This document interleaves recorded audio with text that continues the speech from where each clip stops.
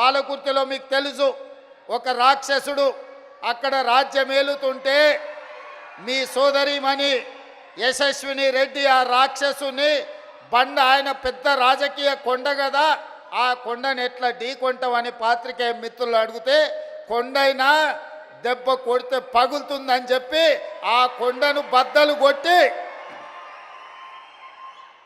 పాలకుర్తి గడ్డ మీద కాంగ్రెస్ పార్టీ జెండాను ఎగరేసింది కూడా ఈరోజు ఆడబిడ్డనే అన్న సంగతి నేను ఈ సందర్భంగా చెప్పదలుచుకున్నా.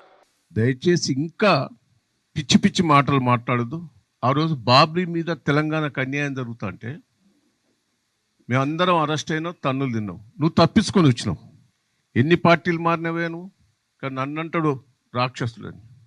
నేను రాక్షసుని, ప్రజల కోసం రాక్షసుని, ప్రజల అవసరాల కోసం ఎంతైనా నేను తెగిస్తా. ప్రజలకు అన్యాయం జరిగితే నేను వదిలిపెట్టాను. 7 సార్లు గెలిచిన నేను. నువ్వు గెలిచిన కాడ మళ్ళీ గెలవు.